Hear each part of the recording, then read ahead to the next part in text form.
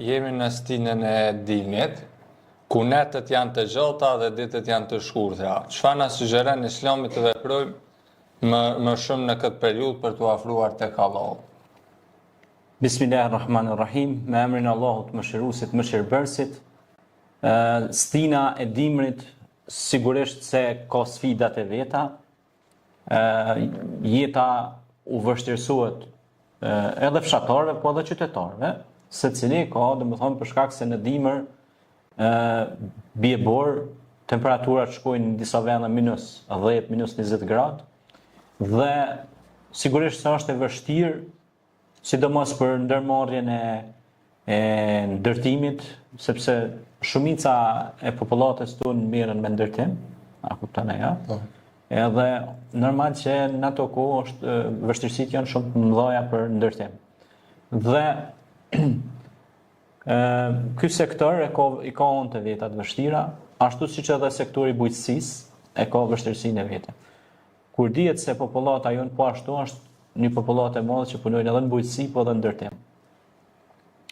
Dhe në këtë stinë të dimrit, ne të gjithë duhet të mobilizohemi, të ndihmojmë njëri tjetrit, sepse edhe Zoti thot në Kur'an: "Wa ta'awanu 'alal birri wat taqwa wa la ta'awanu 'alal ithmi wal 'udwan." Ndihmoni me zletin punë të mira dhe ndaloni nga inatet, armiqësitë dhe ndasitë mes njëri tjetrit.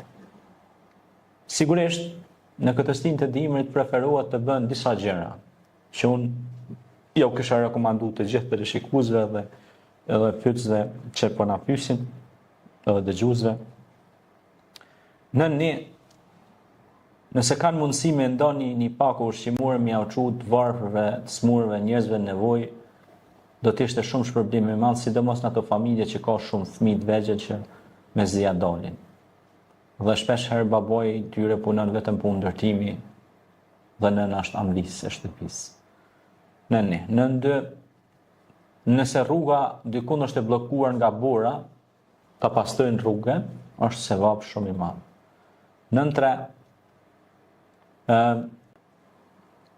të çojnë qebe ose batanie dhurat për spitale, për shkolla, për vendën që ka nevojë, të çojnë lanë drësore, ose të çojnë mjete të caktuar për ngrohje.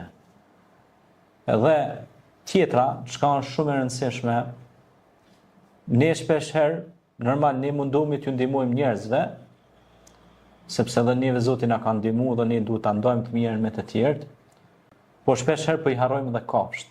Për shembull, shpezët fluturuese, po mos ishin ato, ne do të na mbysnin krymbat. A shihni këta zësht, për shembull pllumbat e egër që janë qafkat, sorrat. Gjitha këto Allah i ka çuar për një sebeb. Mos me ekzistu këto, neve na mlojnë krymat. Na vinë edhe në shpellë në banesë vinë krymat edhe e han gjithçka, shkatrojnë gjithçka. Subhanallahu, Allahu kur e ka kriju këtë gjithësi, edhe habitatin, edhe biologjinë, biodiversitetin, kur e ka kriju Allahu subhanahu wa taala, secilës specie, secilës gjallësi ja ka lënë rolin e vet në shoqëri.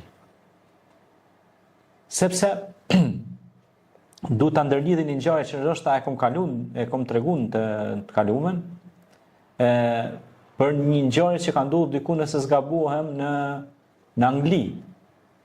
Një mbret i njohur në Angli ka dhënë urdhën me zhduk macet.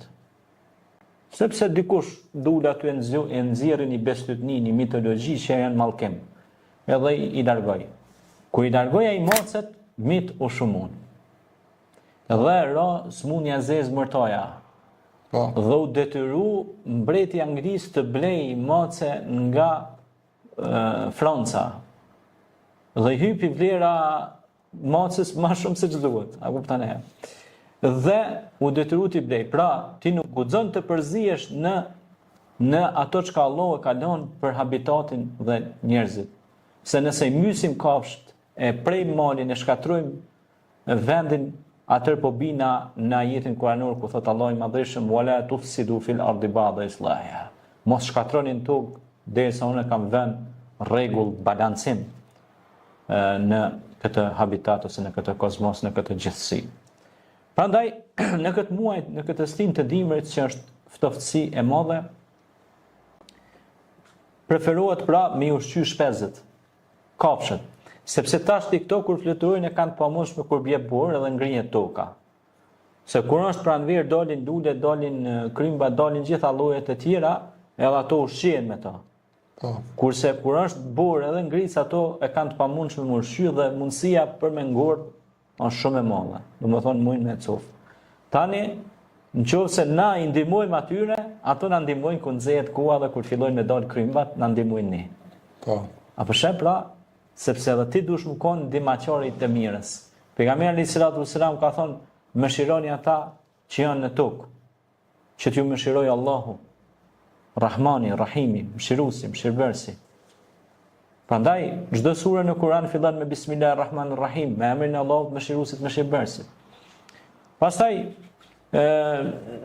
nëse ka ndonjë kafshë, ndonjë qen për shembull është duke ngordhur edhe ati me supërtu me ushqim, me ujë, përveç njerëzve kuptohet, sepse njerëzit janë kryesorët. Pastaj vijnë edhe kafshët, po secili ka vendin e vet. Pastaj janë edhe mundësi tjera. Për shembull, dikush i ka për tek njerëzit tash rikthehemi, dikush i ka 10 jakne xhupa në dollap, në rregull. Është mirë që 10 ai nuk i vesh të gjithë, nuk i përdor krejt. Për shembull 2 copë ose 3 mi shpërnda për njerëzit nevojë, për bamirësi. Edhe ka dikush nuk ka mundësi me ble atë jakne, dhe ka ftoftë, është ndihmër, edhe e jam bismillah. Më kujtohet një rast shumë interesant, Allahu mëshiroft e bafë për banorëve të xhenetit. Një vëlla besimtare kam pas shok të mirë, mik të mirë, Zoti e rujt, është bë për rahmet. Ka qenë besimtar. Allahu mëshiroft. Unë isha student edhe realisht kisha harru me marrë për shtëpis jaknen, edhe kisha dalë në një setër, ishte shumë ftoftë edhe borë edhe holl, edhe me po në setër dhe isha student atër, edhe me po 2-3 herë me setër, ka mendu, Allah është përbleft, a i ka mendu që nuk kam jakne, edhe më tha hoxhi nderuar, Allah të nderoft, a mund të marrësh këtë jakne dhurat, ma prunin i jakne dhurat, që të veshësh ta se është dimër, është ftoftë dhe je shumë holl. Unë realisht e kisha një jakne, por kur dilja për shku të biblioteka, aty ishte nxehtësi e madhe. Edhe shkoja tek librat, mirë po, njeti ti ishte shumë i pastërt, Allah është përbleft. Unë atë jakne pastaj ja kam dhuru një shokut tim. A kupton e ja? Ai ma dhuroi mua, po unë ja kam dhuruar një shokut tim që nuk kishte mundësi të blente veshmbathje dhe rroba, sepse vinte prej një familje që kishin fëmijë shumë edhe kishin vështirësi të mëdha ekonomike. Unë e kam bërë dhurat ata. Mirë po gjesti i tij, këtij vllaut besimtar, ishte një gjest shumë human dhe shumë njerëzor. Ne në këtë botë duhet bëjmë gjeste të mira humane dhe njerëzore. Ne duhet me pak gjë kemi mundësi të fitojmë shumë gjë. Me një gjë të vogël mund të fitojmë shumë diçka të madhe.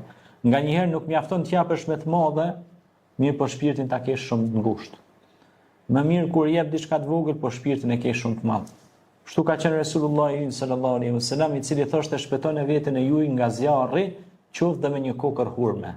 Ka thonë një kokër hurme nëse ti ja jep me ushqy dikon, për shembull agjërus, thot shpëton Zoti nga zjarri dhe të vendos në xhenetet e bukura. Bëhet shkak me të përfshin rahmeti i Zotit, mëshira e Zotit, e me shpëtu. Pra, në këtë muaj këto janë do mundësi të mira, pastaj për shembull kur bëhet akull është mirë, po patë mundësi me ble kryp, edhe me qit në rrugë, se krypa peshkrike akullin, që mos më rshit kerët, njerëzit e kështu me radhë. Se akulli është i pamundshëm për të pastruar me lopatë ose me